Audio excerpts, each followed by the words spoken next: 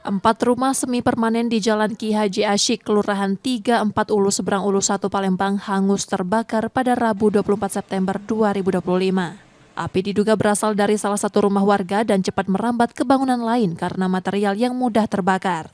Petugas damkar yang tiba di lokasi langsung memadamkan api meski terkendala akses jalan sempit.